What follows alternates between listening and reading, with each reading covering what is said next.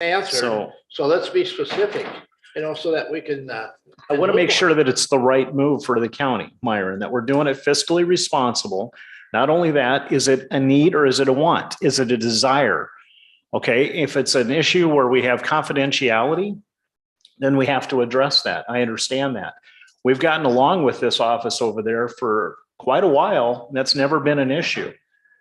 So if it is now becoming an issue and it's a recognized issue and it's a concern, why is it just now becoming an issue?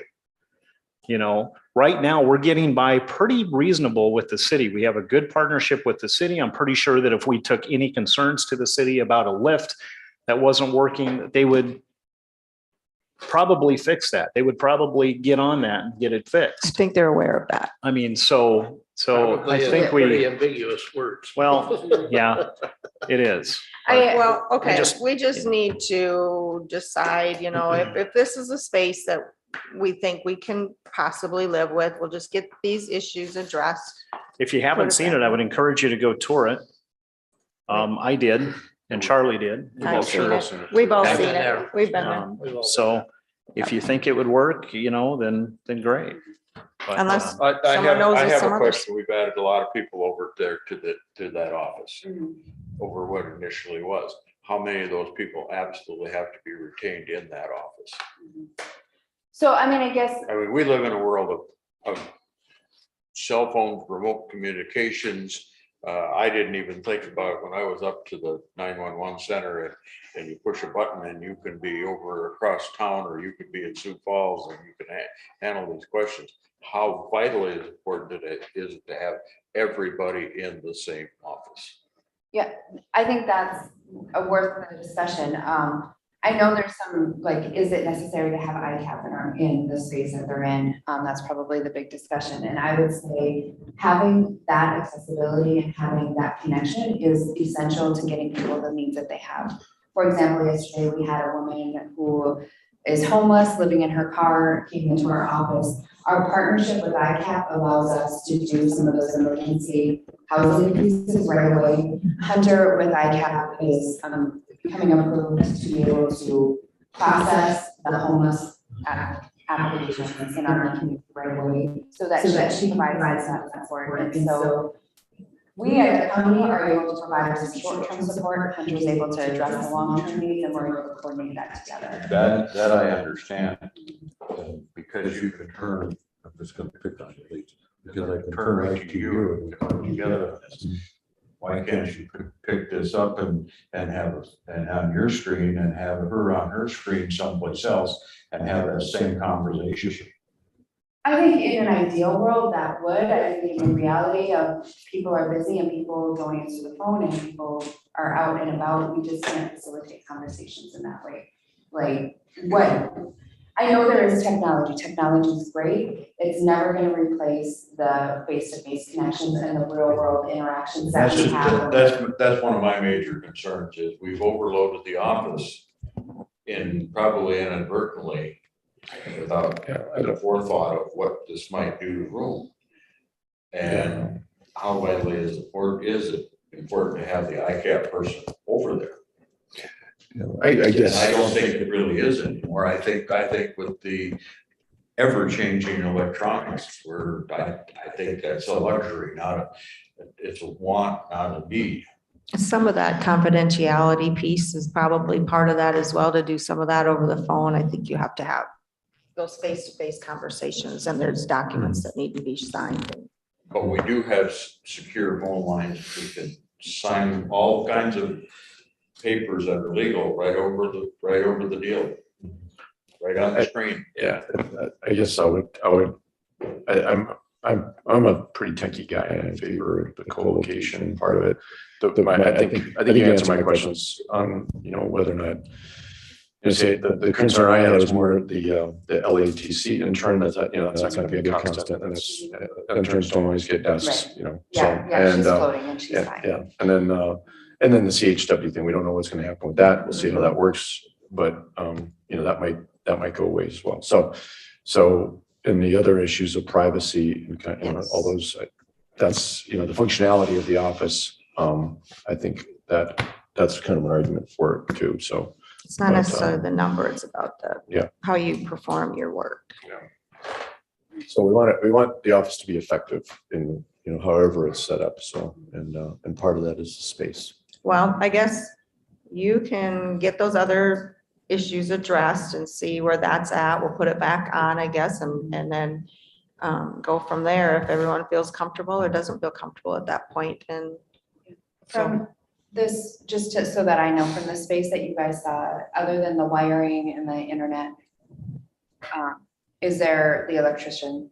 Is there other work that anybody feels like needs to be done to that space? I think, I I think think it's gonna together. be painted. I mean, it's. Are you it's talking gonna about the brothers and sisters side? Talking, yeah, I think primarily so. yeah. Okay, and so that would be Maybe their responsibility? The massage rooms, maybe. Okay. I don't know. Okay. It just looks like it was pretty dated to me. I didn't notice it. I just thought about this now. Is there an exit? Is there an entrance and an exit? So Or is it this the is- entrance and the exit in the same door? Yeah, just like our current offices, it's one door in and out, although there is the side door that we can get out to the brothers and sisters side. some of this may be a security thing, I don't know. And I'm just, when we build homes, we build and offices and stuff, we have an exit door in case we need an exit door. No, I'm sure it meets fire code. Otherwise the fire marshal and people wouldn't allow businesses to be in there. So I'm sure. And I'm not saying, and don't want to ever think this is gonna happen, but it's something to think about in the future. Okay, so I would say we'll move this along. Get your concerns to Sarah so that she can maybe reach out. We'll have it back on the agenda again. Okay. Maybe you'll know then by South Dakota Assurance Alliance. We'll have more information from them. I will reach out to the city so we know where that's going to be. And then just talk And about it run again. this by Tom Burns to have him look at it. Yeah. Oh, we've Yeah. had the state's Yeah. attorney talk. She's had the state's attorney look over this. Yeah. Okay, All right, we'll just get these other questions addressed then and go from I there. didn't have it, and I wasn't going to read this contract with Bass. for the vast one. But that had progressed pretty well, hadn't it? Yeah, so that was just what Steve had talked about we had had a conversation with them along with Connecting Point. That was a coordinated conversation. And they had given us a quote. Again, the quote that was sent out to you last week, they called me at the end of the day Friday and said, because of the extent of the county offices, that they were gonna drop the rate that they're gonna charge the county.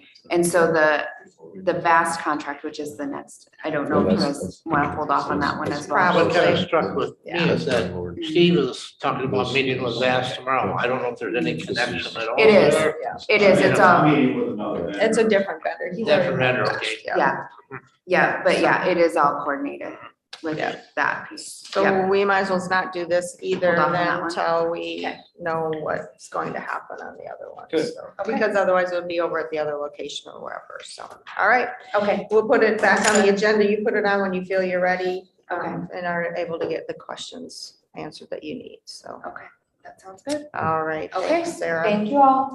Thank you, Sarah. So we'll move on then to item number 12, action to reschedule the June 7th board meeting to June 9th due to the primary election. We've done that in the past.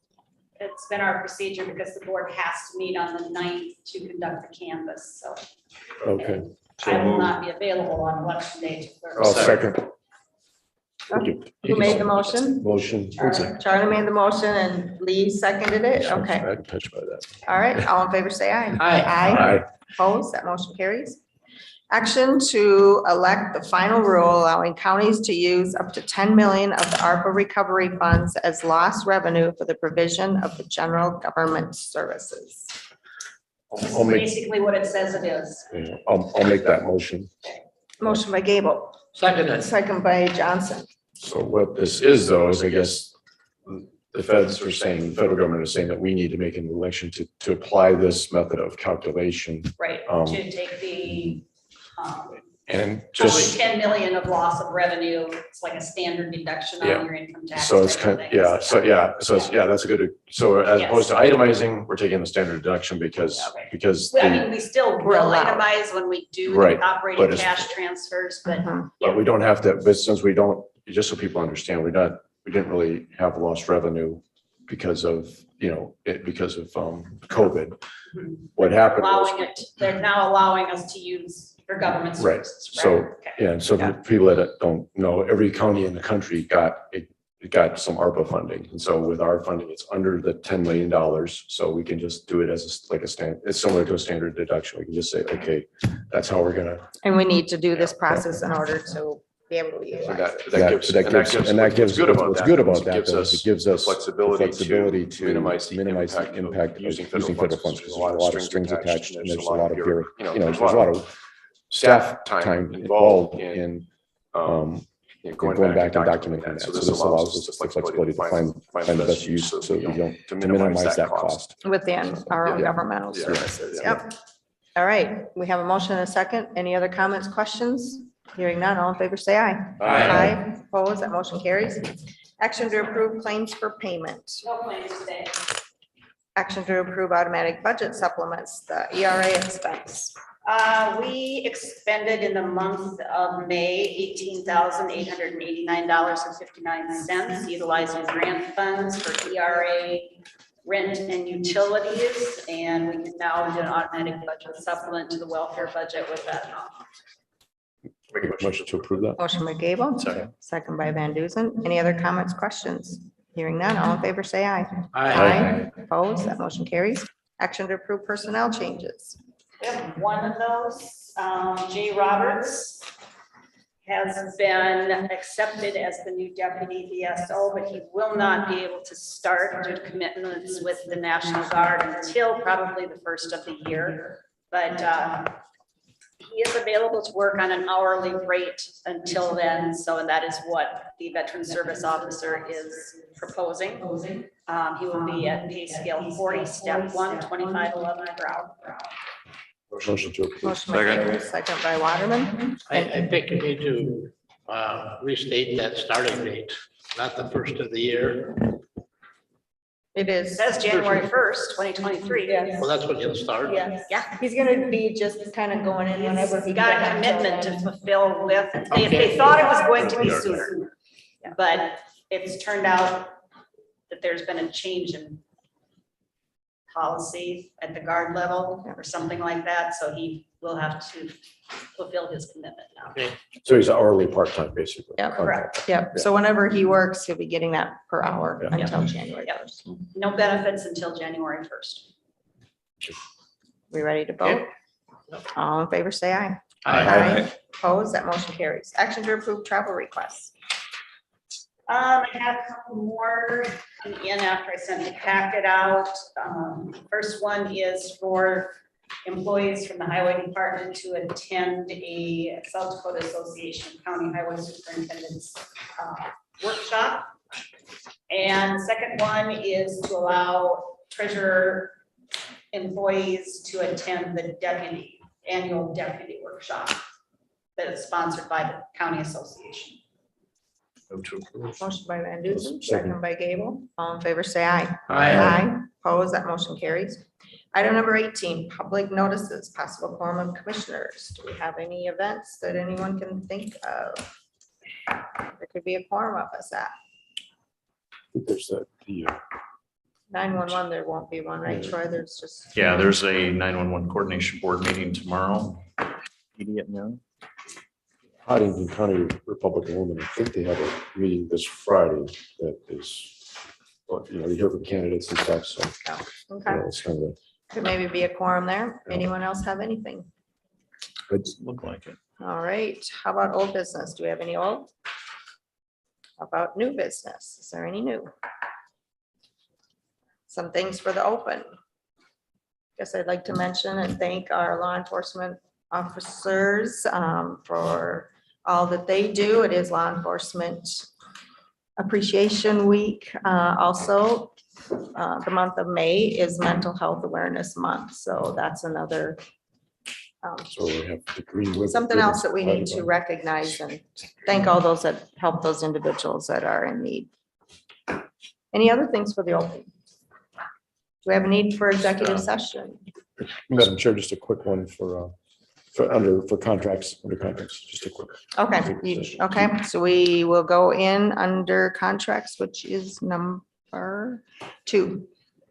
Right, If I can add just one more thing, Sure. just our thoughts and prayers are going out with the folks down in Castlewood and our neighbors to the south in Hamlin County. Took a pretty bad hit this week. And so when communities work together and come together, really shows how strong you can be, and Castlewood strong. So our thoughts and prayers are with them. Thanks for remembering that, Troy. All right, so we need a motion, a second to go into exec. There won't be. Oh, okay. So All in favor, say aye. Aye. Or there was no second. Who's on first? Lee made the motion. I guess I'll make a motion, yeah. What's Who on made the second? second? Troy, Well, I don't know. Okay, now to we- go into executive session. All right, all in favor, say aye. Aye. Opposed, that motion carries. And there won't be any action afterwards, I don't think. Okay, So, very good. turn off the stream.